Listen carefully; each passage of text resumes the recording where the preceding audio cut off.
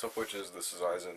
Today's video is going to be pretty cracked, because I've got this hard candy cracked powder, and I started thinking to myself, there's nothing on my nails right now, because I took all my acrylics off. So, I'm going to try and see if I can make this into nail polish. I'm going to try a variety of different things, including our boy the snowman to hold it on there, and actual nail polish. Today's Makeup and Politics episode is going to be about nihilism, and I may be pronouncing that incorrectly because it's a stupid word that only 12-year-olds use to describe their worldview. So, obviously, as I have just said, around 11 or 12 was the frickin' age that I started getting some sort of existential crisis. I would hear the clock ticking and be laying on my parents' bed and just think to myself, ah, frick, you know, I might die someday. It's pretty obvious I had anxiety as a kid, not depression, until I grew up. Yeah, it was kind of big suck. Look at that. We've got our boy, the shiny one. Let's see how that stays on there. I don't even think I have a clear coat in here. I'm gonna just use the expensive one, I guess. Pay $1 for this though. But it's actually staying on. That is literally ridiculous. This is so fricked. It's actually staying on here. You don't even believe. That's actually ridiculous. So, my stance on nihilism is that it's a pretty fricked stance on the world, and it just makes me not wiggle my tongue. But thing is, I stumbled across something recently that was called optimistic nihilism. Obviously, I found this through a Tumblr post put on Instagram. It was this whole post about who cares, you know, nothing matters, do whatever you want, wear a frickin' ball gown to a PTA meeting. I mean, that was kind of lit, and as a hippie, I definitely appreciate that. Frick, this is a tricky little project right here. I do not want this stuff in the frickin' bristles. I don't know how to do this. Wow.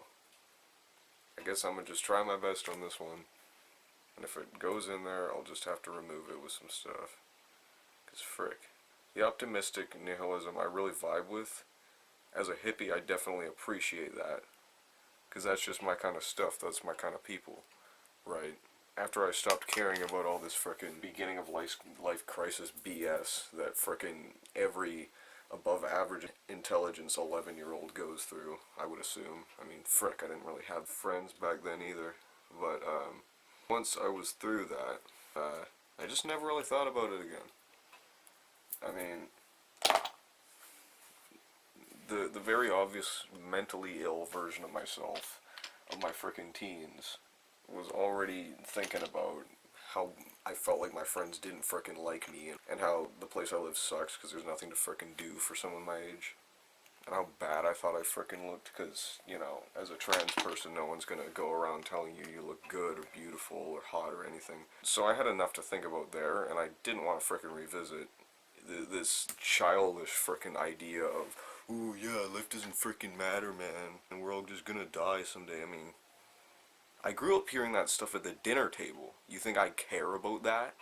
You think I want to hear that again? And everybody online is just going on about it like it's some kind of frickin' deep little passage into frickin' enlightenment. It's not. I've never known anything that was literally further than that. It's the type of conversation you hear at a frickin' One Direction concert. I mean, come on.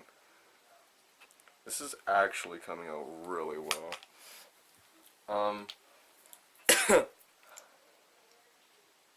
But the optimistic nihilism isn't something that I had heard much in my life before. I'm not surrounded by as many hippies as I'd really like to be. We out here living near a bunch of hippies, but thing is, I don't frickin' know how to find them. You know, acquire the homies, right? I live in such a frickin' non-community based, you know, youth culture is dead type frickin' place.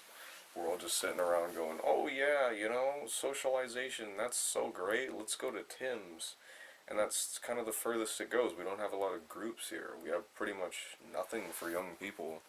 I'd love to go and frickin' talk to the hippies, wiggle my tongue, but because that doesn't happen around here. This is really putting me on edge that I have 6 minutes of film left. I mean, I could just delete someone there, but frick, dog.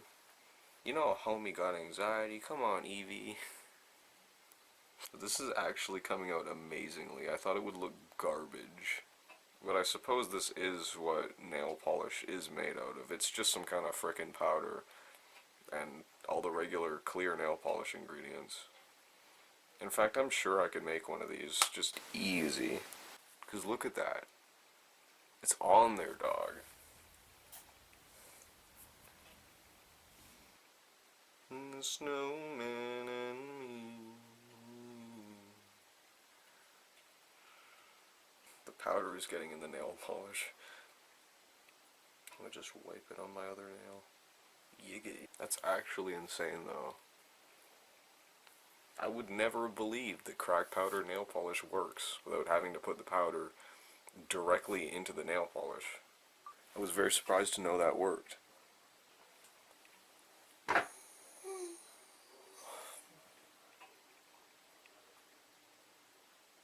So eyes out.